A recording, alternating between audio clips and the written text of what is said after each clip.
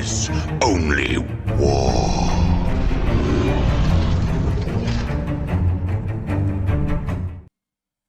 Hey, what's up, guys? It's Mike from 40k Dirtbags, and I got another battle report for you. If you enjoy our content, please like, subscribe, and check out our Patreon.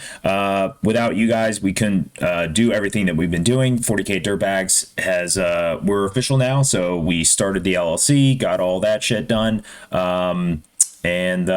yeah, so tons coming out in the future. Derek and I, we wrote a book, Tabletop Gaming for Life, and that is going to be published middle of July, so right after 11th edition drops.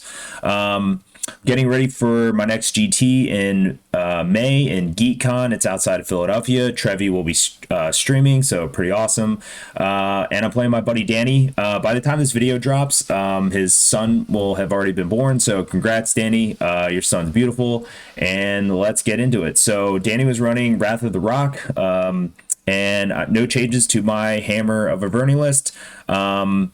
You can check out the full breakdown, the strats, and all that stuff in our last video. But quick recap, I've got Canik Var as the Warlord. He's with 10 Assault Terminators with the Ancient. The Ancient can has the enhancement to bring a Bodyguard back at the beginning of my command phase. Combi Lieutenant, he has +1 OC enhancement. Assassin, Scouts, Infiltrators, Triple Redemptor, Double Ballistas, JPI, and Intercessors. So Craig, one of our local TOs, shout out to Craig. He's like, we have never ran layout 8, so we're going to play layout 8 all day, day one at the next GT. So been focusing on layout 8 pretty heavily, getting ready.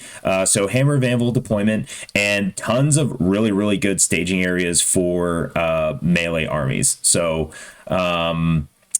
not a ton of shooting angles. Be aware of this angle right here, depending on how fast something moves out from this side. And then also there's a tight angle right here, turn 1. So be aware of those two.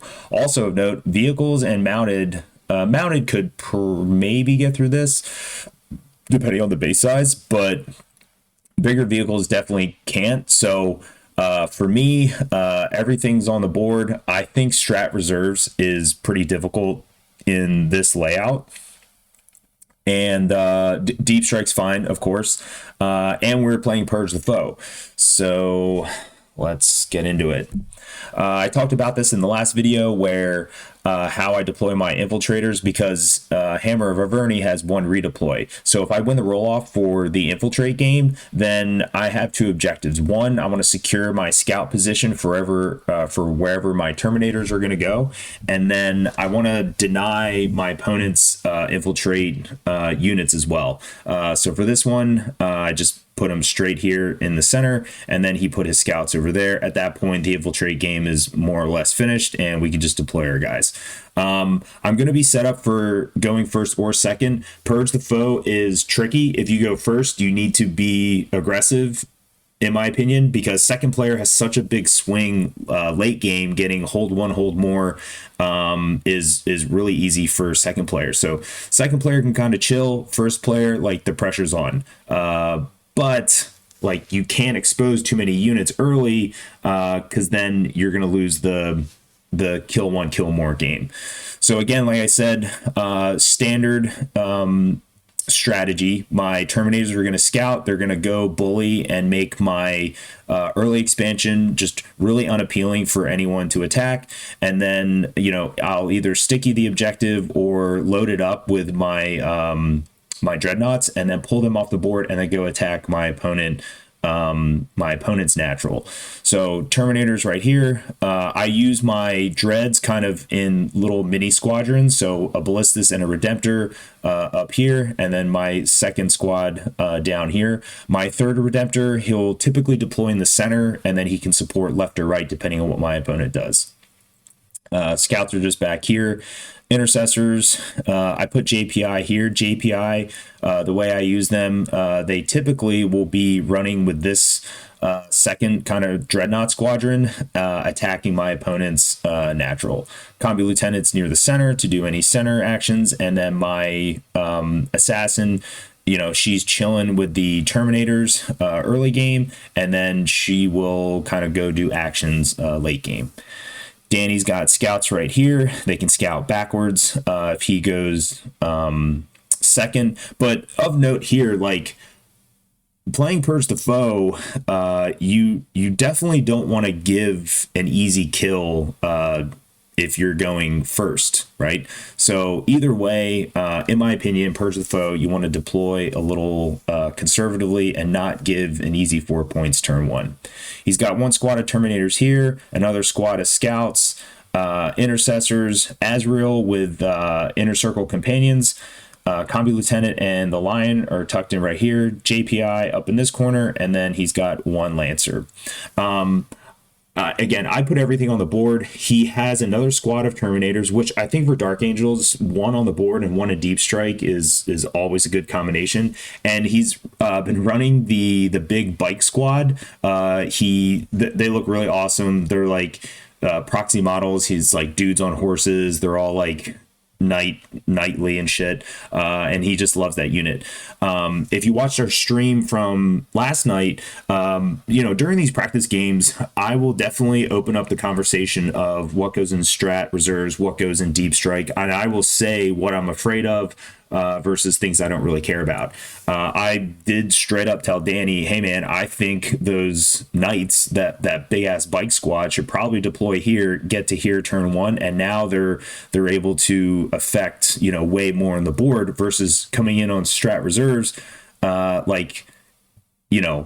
have infiltrators and I have the units to push him back. And he's like, nah, I think I'm just gonna put him in strat reserves. And I was like, all right, cool man, sounds good. Moving into turn 1, I want to roll off. So again, going first, I need to be more aggressive. So I got area denial and sabotage. Pretty simple. I redeployed the infiltrators back here. And so again, I scout, move up the Terminators, fully load up this objective, make it really unappealing. I put more OC on here than he's able to advance, so he can't just throw guys up in there and deny. The infiltrators are going to sabotage. I move these guys up right here. Assassin is right here just to support anything. I probably could and should have moved her up a little bit more, but she's uppy downy, so I can fix my mistakes later.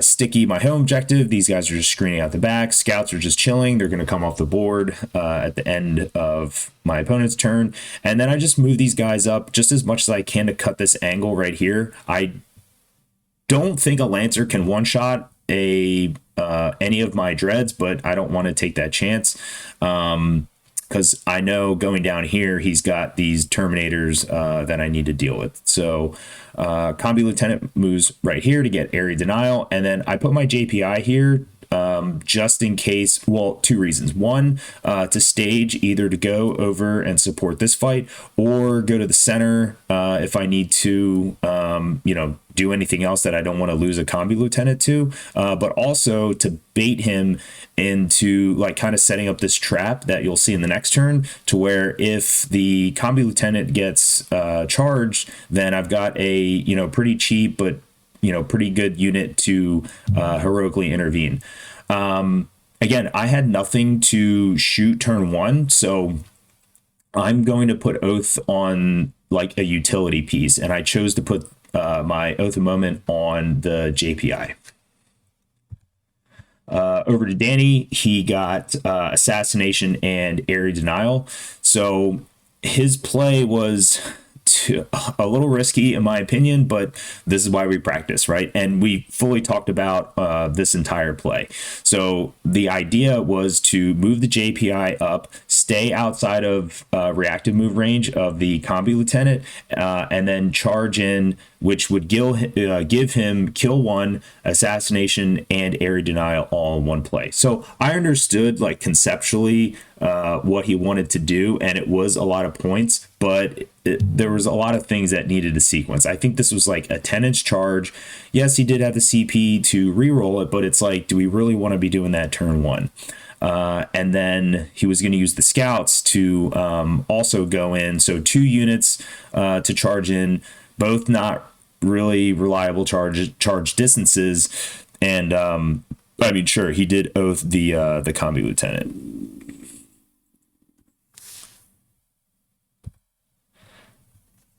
So this is the end of the turn. What happened is he got the charge off after the reroll, which whatever I didn't really care about, because I knew that even with a 10-inch charge, he's not going to be able to base every single guy into the combi lieutenant. So the heroic intervention did a bunch of things for me. One, it was I was able to base I think half the squad, so only like 2 guys were able to fight into the lieutenant, and I wanted to kind of load up on this side so I could get maximum of my guys into his JPI. And then I had this dude, he was about right here. Wherever he was, it was 3 inches to pile onto the objective, because again, it was my oath target. So my JPI are hitting harder than his JPI because I have reroll 1s to wound and +1 to wound. I did have to move a little bit closer down here, which made the charge a little bit easier for his scouts, but I don't really care about scouts going into JPI unoathed. So the combi lieutenant was able to live. I think he lived on 1 or 2, but lived nonetheless, so denied him assassination. And then between the combi lieutenant and the JPI, with oath on his JPI, nuked them pretty easily. So again, I understood why he wanted to make that play. It seemed like it was going to be a lot of points, but it was risky, and if it went to shit, which it did, then he just got denied a whole bunch of points, and he gave me 4 points turn 1 for kill 1. And then you'll see in the next turn, now I not only hold 1, but I hold more. So back over to me, I get extend and no prisoners. So a couple goals for me here. I do need to sacrifice units to push out his deep strikes. So I, like I said, pulled the Terminators off the board, and their role is to go attack my opponent's natural expansion. I was totally fine with kind of doing this little flip right here, because I felt comfortable having enough shooting to deal with these guys. Plus, like I said, like their movement is really channelized, and I advanced the infiltrators up here to really push out his deep strike options and his strat reserves options. So it just wasn't good. And like I said before, had he deployed these guys right here, they would be here right now, and this whole situation wouldn't be happening. I have no prisoners, so just fall these dudes back, ready to screen or engage for the next turn. Just shoot these guys off the board. I advanced this ballistas up because he had no targets, and off the objective because I didn't want to give him any points for like O-Force or something. And again, I'm just pushing out this screen. So basically his where he could deep strike was, I mean, it was something like this. It was just not favorable. Over to Danny.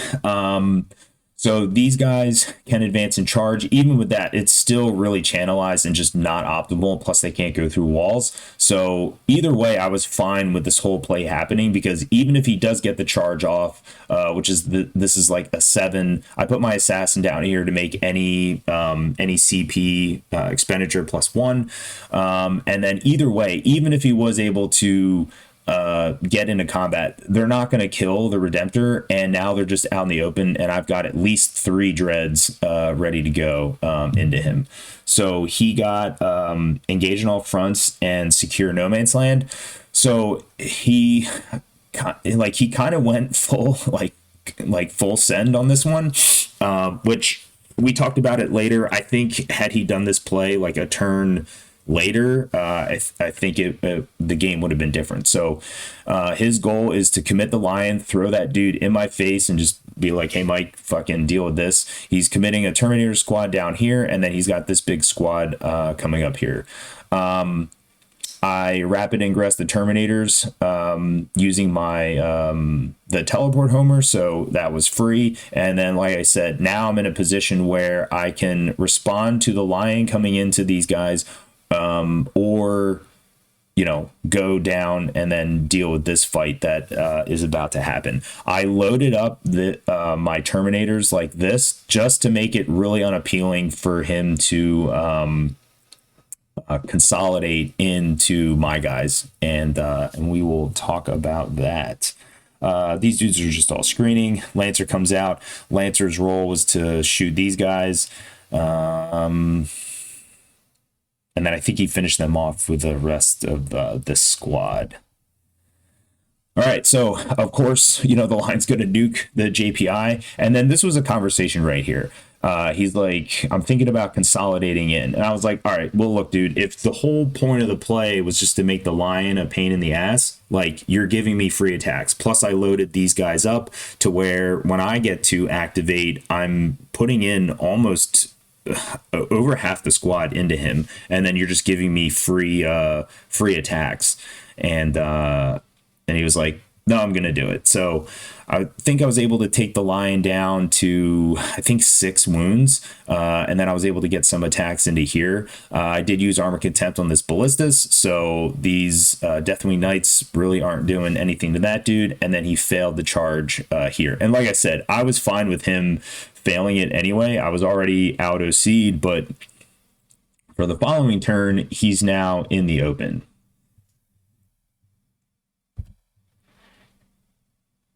Over to me, turn 3. I hold 1. I was able to get my kill 1. And then, yeah, I had tempting target and engage in all fronts. So the goal is kill the lion and then deal with this squad. So target priorities is pretty important here. At first I was going to oath these guys, but I was like, nope, the lion is the priority. If he doesn't die, then he's just going to wreak havoc all up in here for another turn, and I can't have that happen. Or, you know, his command phase, he just pulls him off the board and then, you know, just kind of disrupts what I'm trying to do. So the goal is to shoot this guy to death, and then anything remaining, shoot these guys. And yeah, that's basically it. I was fine with this combat ending and then these dudes dying, because then my next turn, I'm fully committing to this with my Terminator brick. So target priority order, I had the ballistas go first, and then I had this ballistas go into him, and then this Redemptor go into him. This guy, he would go next into the bikes because he had the tightest angle right here, and then this Redemptor from right here going into the bikes as well.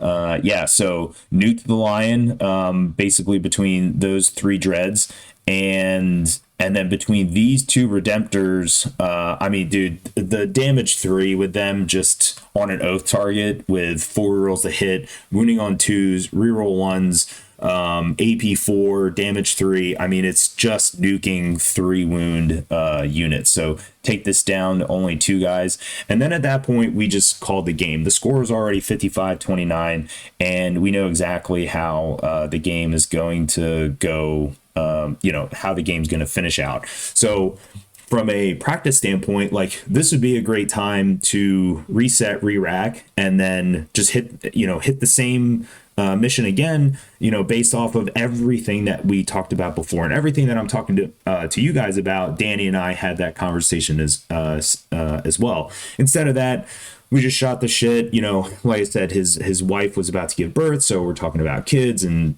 being fathers and stuff like that. So yeah, that was that game. Thank you so much for tuning in. If you like this stuff, please subscribe. Go check out our Discord and Patreon. Check out our merch. And again, thank you for all the critiques from the last video. Just learning to be better, and I'll see you on the next one. Thanks. Bye.